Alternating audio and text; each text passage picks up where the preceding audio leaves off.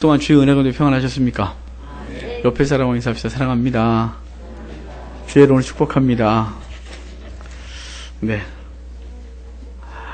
자, 제목이 있습니다. 같이 읽겠습니다. 시작. 나도 너희를 보내노라. 아멘. 예수님은 십자가에 달려 돌아가신 후에 아리마대 요셉의 무덤에 안치되셨습니다. 그리고 안식 후 첫날 예수님은 부활하셨습니다. 이제 처음으로 예수님의 무덤에 온 사람이 본문에 막달라 마리아다 되어 있습니다. 마리아는 예수님의 빈 무덤을 보고 놀래갖고 돌아갔습니다. 그리고 제자들에게 알려줬고 베드로와 요한이 뛰어와서 예수님의 빈 무덤을 확인하고 돌아갔습니다. 그러나 마리아는 돌아가지 아니하고 무덤 밖에 서 있었는데 무덤 밖에 서 있다가 무덤 안을 봤고 무덤 안에 2명의 천사가 있다가 여인에게 묻습니다. 어찌하여 우느냐? 라고 물었고 마리아는 그 예수님의 시체를 어디다 뒀는지 알려달라고 합니다. 이 말하려고 뒤로 섰는데 그때 예수님이 그 자리에 서 계셨습니다. 마리아는 서 있는 그분을 예수님으로 못 알아봤고 동산지기인 줄 알아서 그에게 다시 묻습니다. 시체를 어디다 갖다 두었다면 알려주십시오. 제가 가져가겠다 이렇게 했습니다. 이 예수님은 마리아에게 마리아야라고 부르셨더니 그때서야 마리아가 예수님인 줄 알아보고 예수님을 붙들려 했습니다. 주님께서 여인이 붙들려 하는 것을 내버려 두고 나를 붙들지 마라 라고 말씀하시면서 가서 이제 제자들에게 알리라고 말했고 제자들에게 알려주었습니다. 그날 저녁에 제자들이 한 집에 다 모여 있을 때 주님께서 그곳에 들어가셔서 평안하냐라고 말씀하시고 이제 아버지가 나를 보내신 것처럼 나도 너희를 보내노라 라고 말씀하시며 성령을 받으라고 하시고 그리고 이제 8일 후에 다시 나타나셔서 도마에게 내 손에 내 손가락을 내 옆구리에 내 손을 넣어 봄으로 나를 믿으라 라고 말씀하시면서 믿는 자가 되라고 말씀하시고 그리고 오늘 본문 이야기가 이렇게 마무리 되어집니다. 오늘 그 예수님께서 부활하시고 그리고 부활하시고 나서 그 초기 이야기들을 통해서 우리에게 말씀을 주셨는데 이 말씀을 통해서 주께서 우리에게 주시는 음성을 듣도록 하겠습니다. 1절과 2절입니다. 우리 1절, 2절 같이 읽도록 하겠습니다. 안식 후 첫날 일찍이 막달라 마리아가 무덤에 와서 돌이 무덤에서 옮겨진 것을 보고 시몬 베드로와 예수께서 사랑하시던 그 다른 제자에게 달려가서 말하되 사람들이 주님을 어디 두었는지 우리가 알지 못하겠다 하니 아멘. 유대인들은 안식일에 아무 일도 할 수 없었습니다. 더욱이 부정한 시체에 접근하는 것은 말도 안 되는 일이라서 그들은 이 무덤에 다가가지 않았습니다. 그러기에 예수님이 죽으신 후 안식일이 되기 전에 십자가에서 내려 무덤에 안장했고 안식일이 끝난 첫날 이 안식 후 첫날 이 여인들이 예수님의 무덤에 찾아갔습니다. 본문에는 막달라 마리아가 갔다 되어 있는데 마태복음에 보면 막달라 마리아와 다른 마리아가 예수님의 무덤을 찾아갔다고 되어 있습니다. 이 여인들이 예수님의 무덤에 왔을 때 무덤은 열려 있었습니다. 마리아는 곧바로 제자들에게 알렸고 베드로와 요한이 무덤을 향해 달려갔습니다. 그들도 예수님이 시체가 없는 걸 확인하고 두려워하여 집으로 돌아갔다 이렇게 본문은 기록하고 있는데 이 제자들은 예수님께서 부활하신 것을 믿을 수가 없습니다. 그리고 생각조차 할 수가 없었습니다. 지금 시체가 없어졌다 이것만 관심 가졌을 뿐 예수님이 부활하셨을 것이라는 기대를 할 수 없었죠. 단지 누군가가 시체를 가져갔을 것이다 이렇게 생각할 뿐이었습니다. 이렇게 남자들은 다 집으로 돌아갔는데 막달라 마리아는 그곳에 서 있었습니다. 옛날이나 지금이나 여인들이 더 열심입니다. 남자분들 각성하셔야 됩니다. 하여간 그러던 중에 무덤 밖에 서 있다가 무덤 안에 2명의 천사가 예수님이 누워있던 그곳에 머리맡에 하나 발끝에 하나 서 있는 걸 봤습니다. 근데 그 천사들이 이렇게 묻습니다. 어찌하여 우느냐? 라고 마리아에게 물었더니 마리아는 그 예수님의 시체가 어디로 옮겨갔는지 알지 못하기 때문이다. 그러면서 예수님의 시신이 없어진 것 때문에 슬퍼하고 그 자리에 머물러 서 있었습니다. 여인도 제자들도 예수님의 부활을 전혀 믿지 못하고 기대하지 못하고 있는 것을 볼 수 있습니다. 주님께서 죽으시기 전에, 그러니까 헬몬산에서부터 계속해서 지금 예수님 죽으실 때까지 계속 말씀하셨습니다. 나는 예루살렘에서 죽어야 하고 사흘 만에 부활하리라. 여러 번 말씀하셨는데 지금 그 누구도 이것에 대하여 믿지 못하고 생각도 못하고 있었습니다. 그것은 아마도 예수님의 부활을 경험하지 못했고 그들이 또 절망 가운데, 심각한 절망 가운데 빠져 있었을 뿐만 아니라 성령이 아직 임하시기 전이라 이들이 예수님의 부활을 믿지 못했을 것이라고 생각합니다. 이렇게 믿지 못하던 마리아를 주님이 만나 주셨습니다. 우리 14절, 16절입니다. 14절부터 16절까지 같이 읽겠습니다. 이 말을 하고 뒤로 돌이켜 예수이신 줄을 알지 못하더라. 예수께서 이르시되 여자여 어찌하여 울며 누구를 찾느냐 하시니 마리아는 그가 동산직인 줄 알고 이르되 주여 당신이 옮겼거든 내게 이루소서 그리하면 내가 가져가리이다. 예수께서 마리아야 하시거늘 마리아가 돌이켜 히브리 말로 라보니 하니 이는 선생님이라는 말이라. 아멘. 여인이 그 천사와 대화하고 뒤로 딱 돌이켰는데 그때 누가 딱 서 있었습니다. 여인은 그분이 예수님이신 줄을 전혀 알지 못했습니다. 왜일까요? 기대할 수가 없었기 때문입니다. 그냥 그 절망 가운데 사로잡혀 있었기 때문에 그가 예수님인 줄 알지 못하고 도리어 동산지기인 줄 알고 그에게 묻습니다. 천사가 물었던 그대로 그 동산지기가 예수님이죠. 그가 물어요. 여자여 어찌하여 울며 누구를 찾느냐? 그랬더니 똑같이 여인이 그 천사에게 했던 대로 그 시신을 어디다 뒀는지 알지 못합니다. 당신이 치웠거든 어딘지 알려주십시오. 내가 가져다가 시체를 가져가겠다고 이야기를 했습니다. 이렇게 대화하는 가운데 주님이 마리아가 여전히 당신을 알아보지 못하니까 마리아에게 마리아여 라고 말했고 그때서야 마리아는 예수님의 음성을 알아듣고 예수님 줄 알아봅니다. 그러고 나서 마리아는 우리 성경에 기록되어 있지 않지만 마리아는 예수님을 붙들려 했다고 여겨집니다. 그래서 주님은 붙들지 마 이렇게 아주 냉정하게 말씀하셨는데 자 우리 17절 좀 볼까요? 17절 같이 읽겠습니다. 예수께서 이르시되 나를 붙들지 말라 내가 아직 아버지께로 올라가지 아니하였노라. 너는 내 형제들에게 가서 이르되 내가 내 아버지 곧 너희 아버지 내 하나님 곧 너희 하나님께로 올라간다 하라 하시니. 아멘. 여인이 얼마나 반가웠을까요? 시신을 찾았는데 없었습니다. 그리고 제자들은 다 갔지만 여인은 여전히 그 무덤 앞에 서 있었습니다. 그리고 지금 동산직인 줄 알았던 그분이 바로 예수님이셨습니다. 그러니 그 여인은 본능적으로 붙들었겠죠. 딱 그랬더니 주님이 붙들지 마! 이렇게 말하는 거예요. 아니 이렇게 냉정하실 수가 있습니까? 그냥 붙들게 해주시지. 그리고 부둥켜 안고 울게 좀 해주시지. 가만은 못 건들게 하셨어요. 이 말이 너무 궁금하지 않습니까? 왜냐하면 8일 후에 도마가 예수님께 도마가 있을 때 주님이 다시 도마에게 나타나셔서 도마의 믿음 없음을 에 대하여 그 믿음을 있게 하려고 주님이 말씀하시기를 내 손을 내 손 여기 쨍글에 넣어보고 내 손을 이 손가락을 옆구리에 넣어보고 나를 믿으라. 믿음 없는 자가 되지 말고 믿음 있는 자가 되라고 말씀하셨던 주님은 누구에게 만져보라고 하시고 누구에게 만지려니까 만지지 마! 이랬다 이 말이죠. 붙들지 말아요. 여인이 부정해서 그럴까요? 아니면 예수님이 무슨 신비적인 어떤 몸이 되셨을까요? 아니면 아직 뭐가 좀 미완성이신가요? 너무 궁금해서 전에도 궁금했고 또 궁금해져서 주석을 좀 뒤졌는데 시원한 대답이 없어요. 다 누구는 그랬더라 누구는 그랬더라 누구는 이렇다라는 신학자들을 무지하게 써놨는데 그 어떤 것도 저를 만족시켜주질 않아서 항상 궁금했어요. 그래서 하나님께 어제는 이거 하나 갖고 너무 오래 시간을 끌었어요. 주여 진행해야 되는데 다 진행이 안 됩니다. 그냥 둥글둥글 넘어갈 수도 있겠지만 그럴 수가 없는데 저 좀 알려달라고 계속 이거 한마디 갖고 계속 그랬어요. 그 뒤에 이어서 또 그래요. 거기 보면 여기 나를 붙들지 마라. 그러고 뭐라 그럽니까? 내가 아버지께로 올라가지 아니하였노라. 아니 또 이건 뭔 소리예요?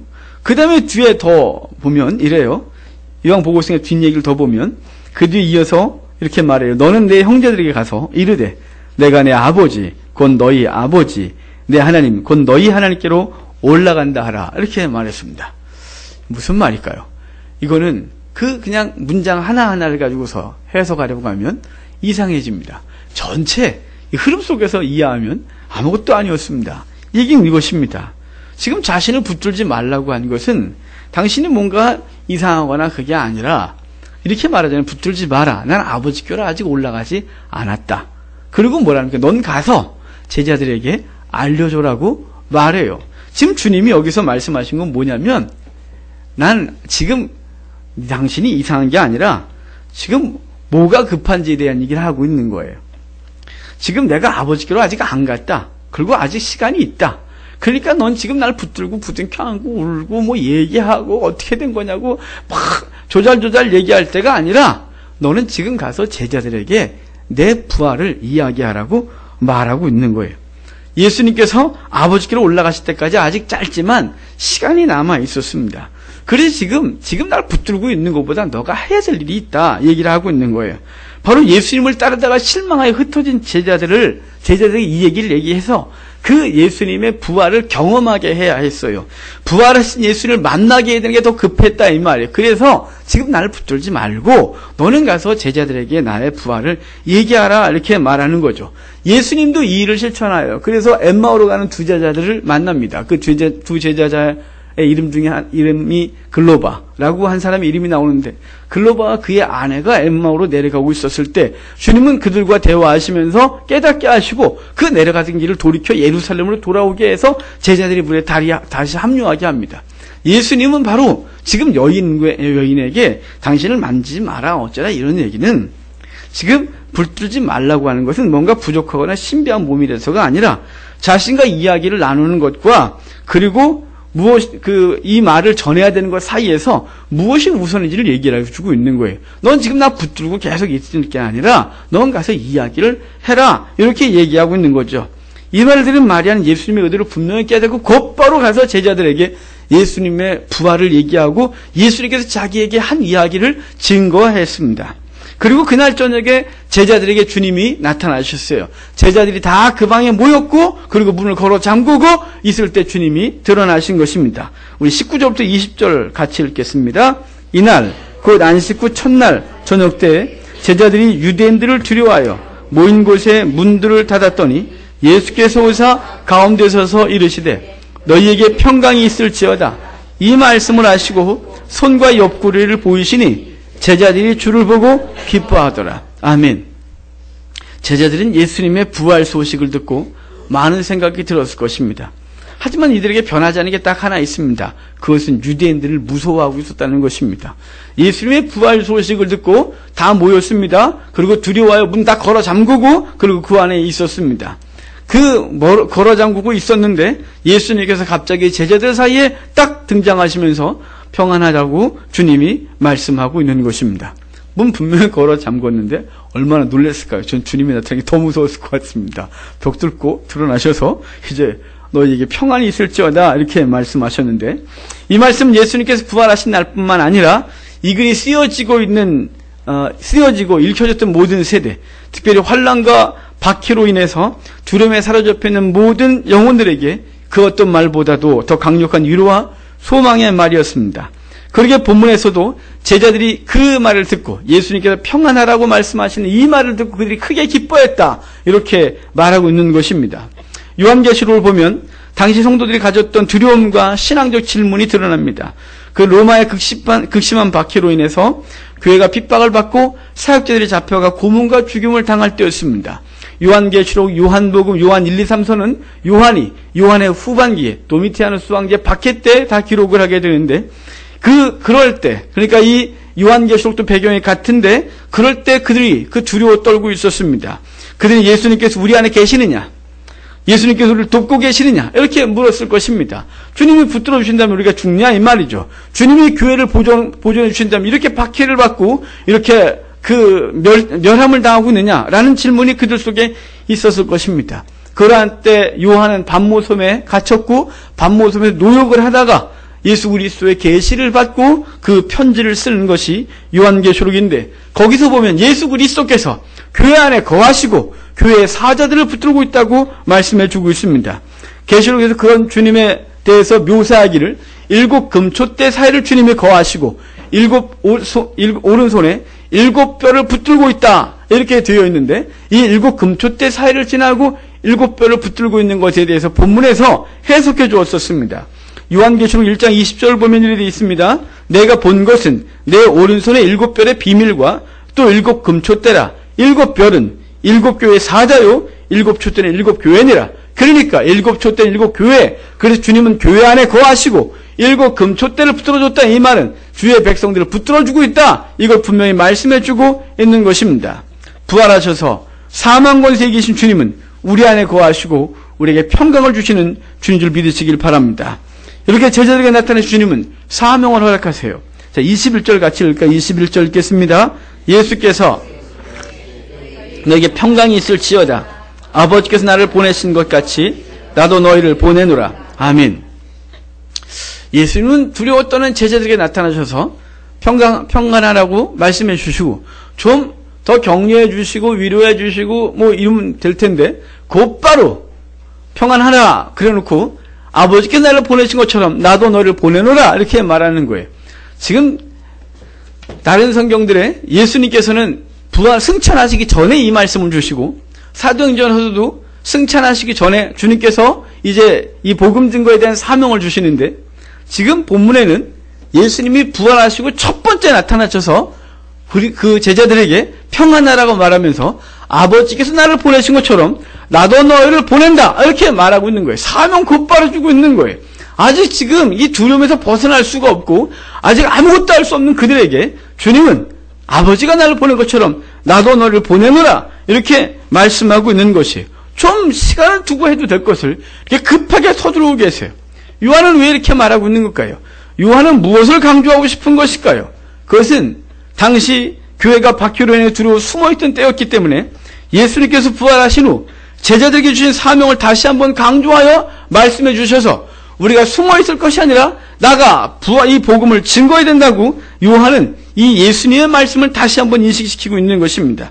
아버지께서 나를 보내신 것처럼 나도 너를 보낸다 라고 하는 말 속에 포함되어 있는 것은 아버지께서 나를 보낸 곳이 평안하고 즐겁고 행복하고 내가 영광받는 장소가 아니라 요한복음 시작하면서 자기 땅에 오매 자기 백성이 영접지 아니했다고 했는데 예수님께서 아버지께서 당신을 보내신 이 장소가 어디냐면 당신을 영접하지도 아니하고 당신을 미워하고 십자가 못 박는 곳에 나를 보낸 것처럼 나도 너희를 보낸다라고 할 때 그 장소는 너희가 영광받는 장소, 평안한 장소, 성공하는 장소가 아니라 예수님 때문에 박해받는 장소로 나도 너를 보낸다라고 하는 말이 함께 포함되어 있는 것입니다. 그래서 이 말씀을 듣고 있는 초대교회 성도들은 박해받는 환경 가운데 주님께서 우리를 보낸 곳이 어디냐? 바로 이곳이다. 주님이 우리를 향하여 나아가라고 말하고 있다는 소리로 듣고 있는 것입니다.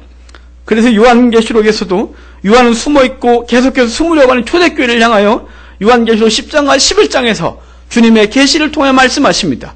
요한은 두루마리를 받아먹고 그 두루마리를 받아먹은 사람이 11장에 두 증인으로 증거되면서 두 증인이 나아가 주의 복음을 증거하고 무적에서 나온 자에게 죽는 이 사건을 기록하고 있는데 지금 요한은 요한복음에서도 요한계시록에서도 계속해서 무슨 얘기를 하냐면 내가 너희를 보내노라 라고 말해서 우리가 가야 할 것에 대한 얘기를 하고 있는 것입니다. 사도 바울도 죽음을 앞둔 시점에서 그의 제자 디모데에게 편지하기를 디모데후서 2장 2절에 내가 많은 증인 앞에서 내게 들은 바를 충성된 사람에게 부탁해라. 그들이 또 다른 사람들을 가르칠 수 있으리라라고 했고 4장 2절에서도 너는 말씀을 전파하라. 때를 얻든지 못 얻든지 항상 힘쓰라. 범세우의 참음과 가르침으로 경책하며 경계하며 권하라 라고 말해서 주님은 지금 부활하시자마자 제자들에게 아버지가 나를 보낼 것처럼 나도 너를 보내노라 라고 했는데 이 말씀은 초대교회에 계속해서 모든 성도들에게 그 숨으려 하고 박해와 환난 때문에 숨으려 하고 세상 가운데서 예수님을 드러내고 싶어하지 않는 모든 사람들에게 나도 너희를 보내노라 라고 하는 사명을 주고 있다는 사실입니다. 이 말씀은 초대교회 당시 가장 중요한 신앙의 사명이었고 지금도 마찬가지입니다. 지금 한국교회가 움츠러져 있습니다. 교회도 그리스도인들도 나가서 복음을 증거하는 것에 아주 소극적입니다. 성도들이 세상 속에서 움츠러들어 복음을 전하지 못하고 있는 이때 이 말씀을 다시 새겨 듣고 이제 우리가 무엇을 해야 될지를 알아야 하는 것입니다. 여러분, 이제 한국교회는 점점 힘을 잃어가고 있는 이때 우리는 무엇을 해야 될까요? 딱 하나입니다. 복음을 증거하는 이 일을 저와 여러분이 감당해야 하는 것입니다. 이를 위하여 나아가라고 주님이 말씀하고 있는 것입니다. 이렇게 제자들을 보내주신 주님은 그들에게 중요한 선물 하나를 약속하셨습니다. 22절입니다. 22절 같이 읽겠습니다. 이 말씀을 하시고 숨을 내쉬며 이르시되 성령을 받으라. 아멘. 주님은 제자들을 보내시면서 성령을 주셨습니다. 주님은 제자들에게 한 가지 사건을 기억하게 하기 위해 숨을 내쉬며 제자들에게 성령을 받으라고 하셨어요. 이 숨을 내쉬며 성령을 받으라고 요한만 이렇게 말하고 있습니다. 주님은 성령에 대한 다른 복음서에 성령에 대해서 아주 간단하게 얘기를 했고 사도행전에서 성령을 얘기하지만 숨을 내쉬면서 성령을 받으라 이렇게 말한 건 요한밖에 없어요. 왜 요한은 그냥 성령을 받으라고 하면 되지 굳이 숨을 내뱉으면서 성령을 받으라 이렇게 말하냐 이거예요. 한 가지 행동을 취하여 그들에게 무엇인가를 생각나게 하신 것이에요. 그것은 하나님께서 태초에 인간을 창조하시고 그 흙으로 만드신 후에 생기를 불어넣어 생명이 되게 하신 사건을 기억하게 하고 있는 거예요. 지금 요한은 예수 그리스도께서 성령을 받으라고 하실 때 그 액션을 기억하고 제자들에게 다시 말해주고 있는 거예요. 지금 이 글을 읽는 모든 사람에게 다시 말해주고 있는 거예요. 하나님으로부터 제자들에게 하나님이신 예수 그리스도가 제자들에게 아직 죽어있는 그들에게 성령을 불어넣어 주심을 상징적으로 말해주고 있는 거예요. 요한은 요한복음을 시작하시면서 예수 그리스도를 하나님이다 라고 선포하셨어요. 태초에 말씀이 계시니라 이 말씀이 함께 계셨다. 이 말씀은 곧 하나님이다. 그가 태초에 하나님과 함께 계셨고 만물이 그로 말미암아 지은 바 되었다 라고 선언하고 시작해요.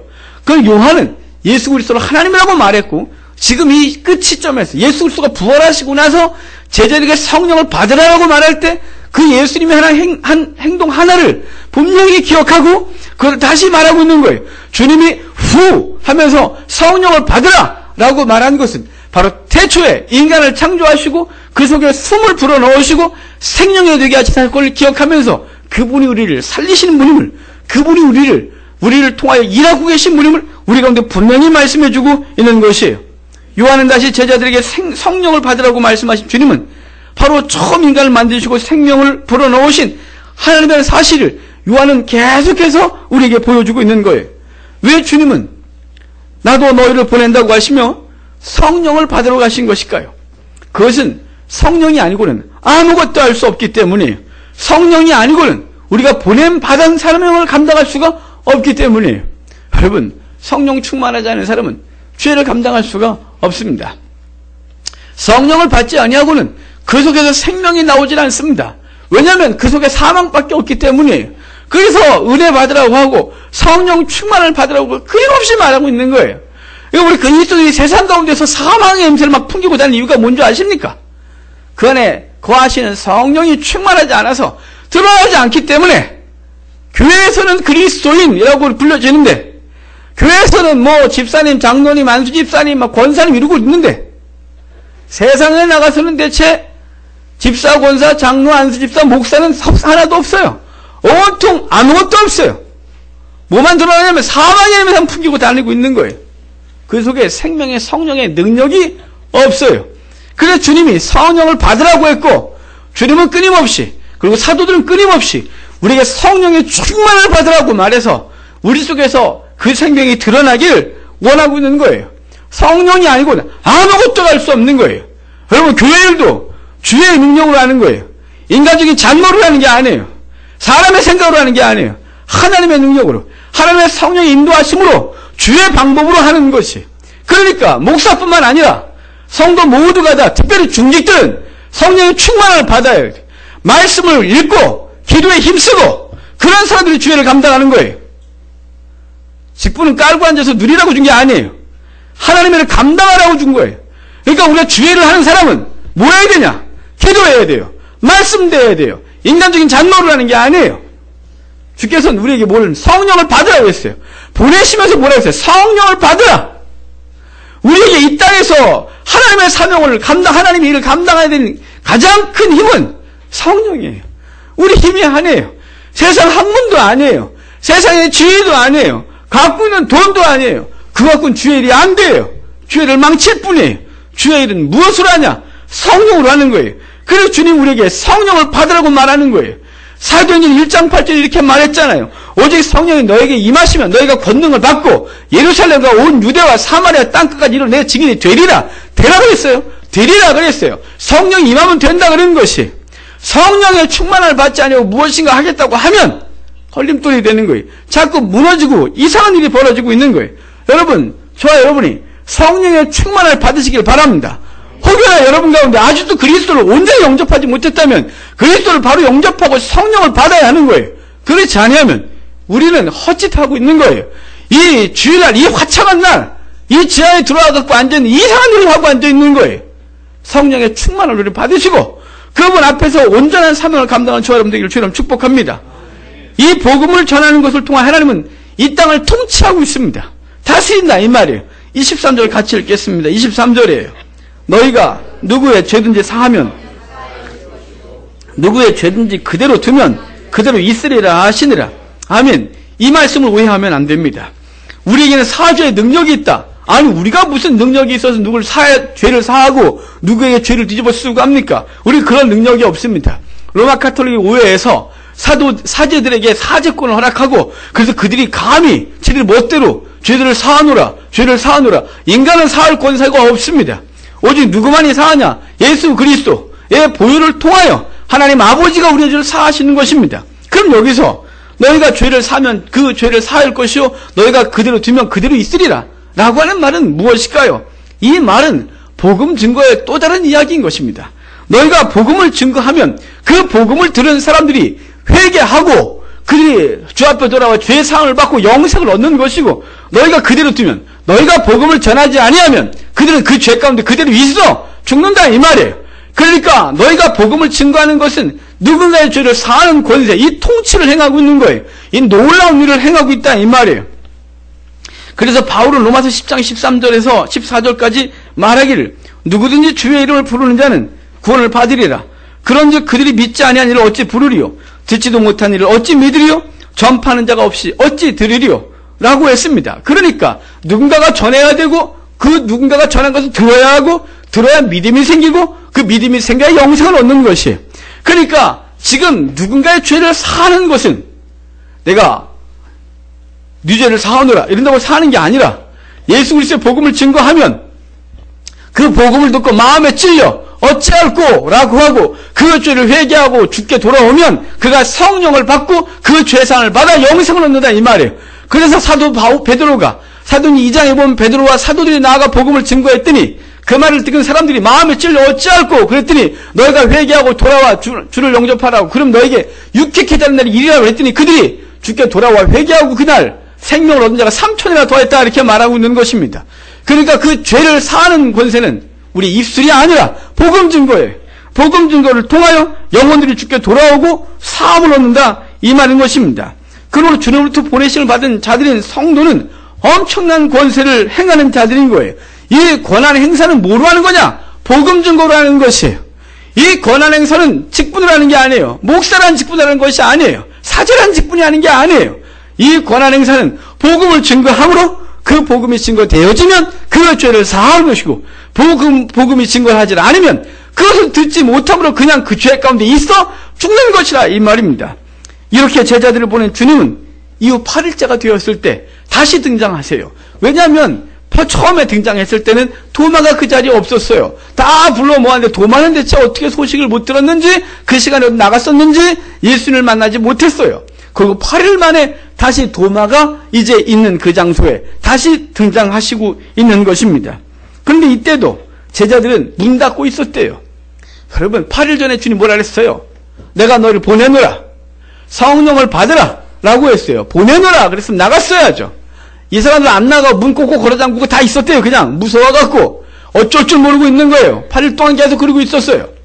변함이 없어요. 왜일까요? 아직 그들에게 성령이 임하지 않았어요. 아직 그들에게 생명이 주어지질 않았어요. 아직 그들의 강력한 생명이 없어서 나가야 되긴 하겠는데 나갈 수가 없는 거예요. 아무것도 할 수 없는 거예요.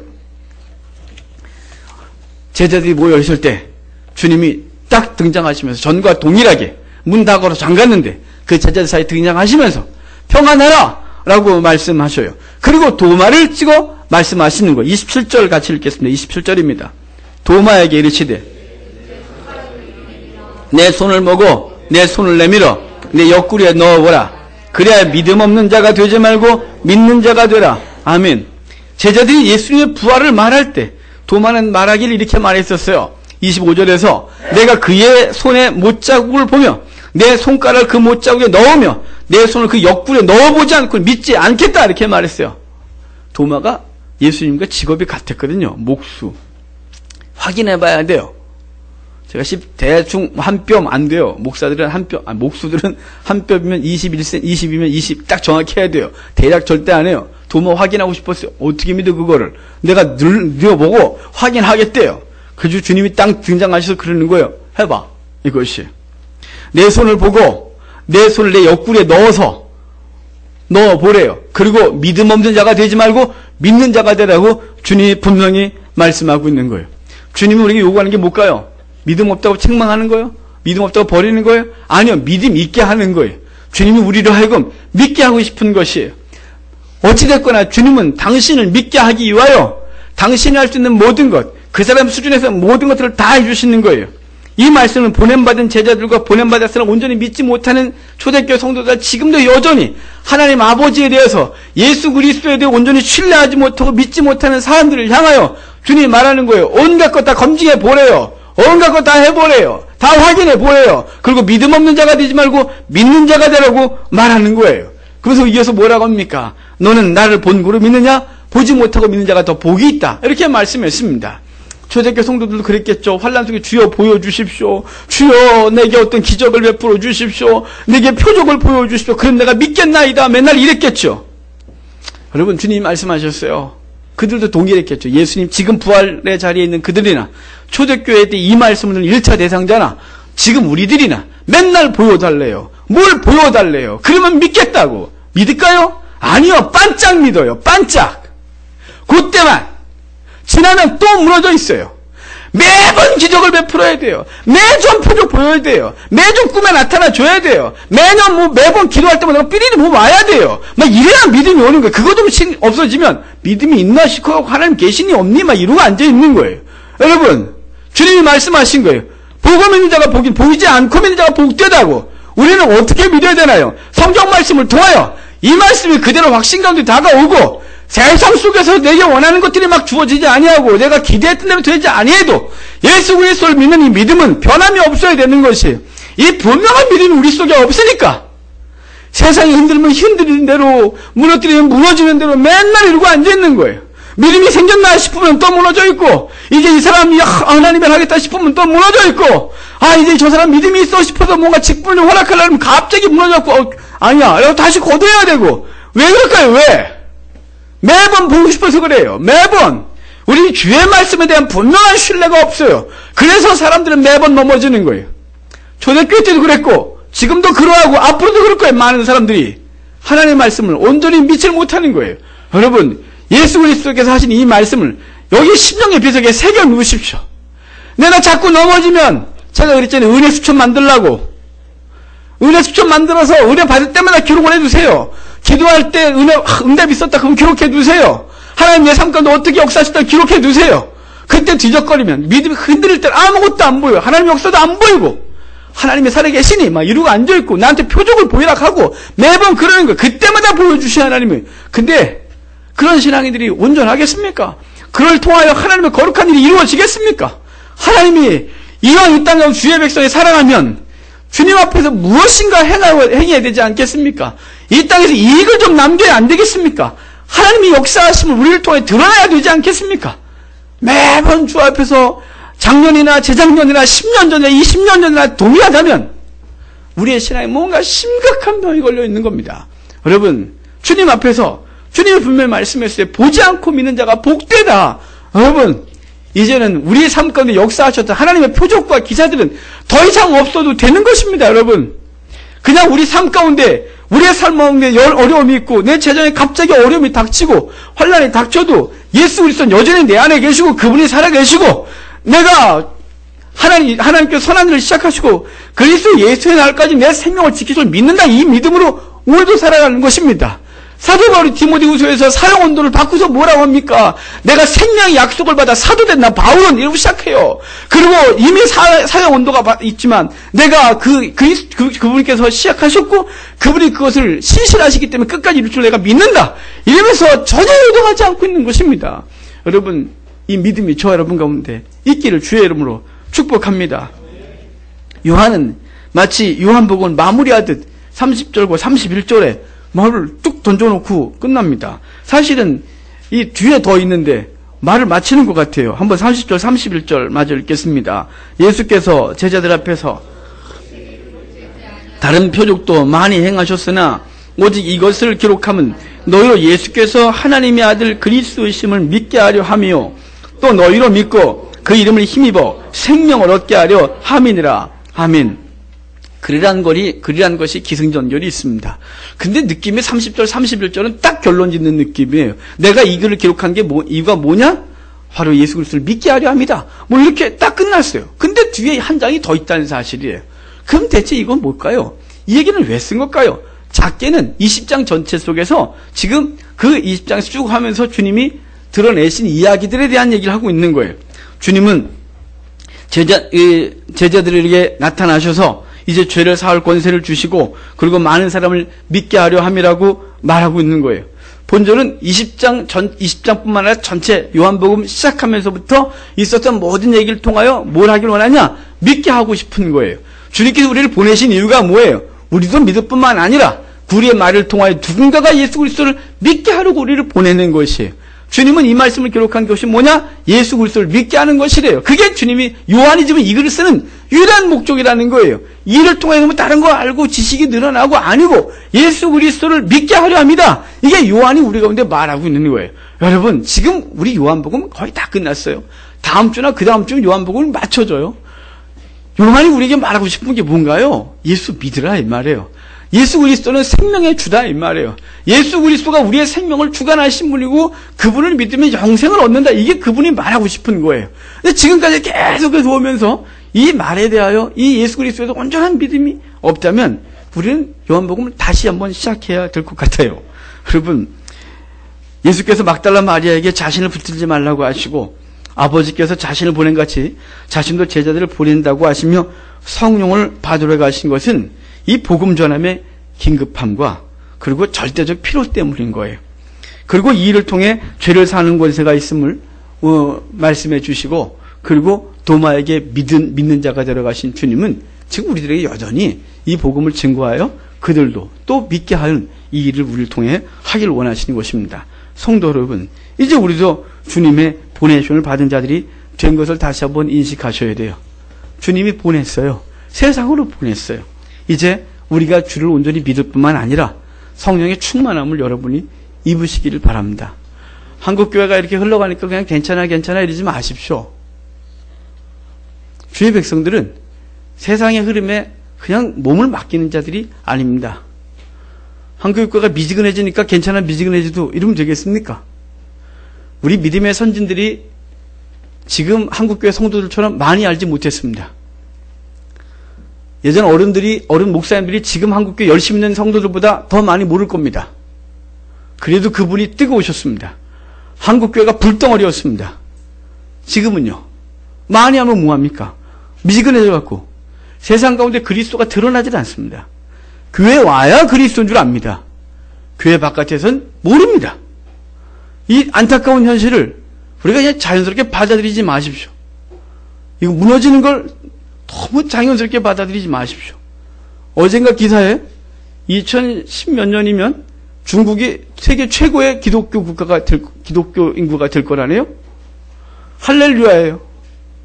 우리는요, 그때쯤 되면 한국교회는 흔적만 남아있을 거다. 이러면 되겠습니까? 안 나올 것 같습니까? 유초등부가 없습니다, 요새. 80%가 없다 그랬잖아요, 한국교회가. 제가 노예에서 막내예요, 47살이. 목사가 없어요. 개척하는 목사가. 교회는 자꾸 문을 닫아요. 급하게 무너지는 거예요. 여러분, 한국교회는 지금 위기입니다. 여러분의 성령 충만을 받으셔야 됩니다. 말씀을 좀 가까이 대하시고 기도하자고 할 때 기도 좀 하시고, 그래서 이 충만해져야 우리도 살고, 이기적인 거, 우리 가정이 살고, 민족이 살고, 열방이 사는 것입니다. 여러분, 주님께서 우리에게 주신 사명이 우리를 내보내고자 하심입니다. 아버지께서 아들을 보내는 같이 아들도 우리를 보내셨습니다. 그리고 그 보냄 사명 감당하기 위하여 성령 받으라고 하셨습니다. 여러분, 이미 성령이 우리 가운데 거하신 줄 압니다. 그분의 충만함을 입고, 그래서 정말 주님이 우리를 보내신 그 사명 제대로 감당하여 우리 하림교회 이 빈자석 채우는 거 이 정도 갖고 우리가 비전이라고 하시면 되겠습니까? 한국교회를 살리는 저와 여러분 되기를 바랍니다. 우리가 살아가는 현장에서 주의 백성으로 살아가면 됩니다. 주의 백성을 분명히 자신을 드러내면 거기서 놀라운 사건이 벌어지는 것입니다. 남들한테 뭐라고 하지 마시고 우리가 살아남으면 됩니다. 우리가 주의 보내심을 받은 자를 사실 기억하고 그 사명 감당하면 우리의 한국교회가 다시 살아나고 다시 열방을 향하여 하나님의 일을 감당하는 교회가 될 줄 믿습니다. 기도합시다.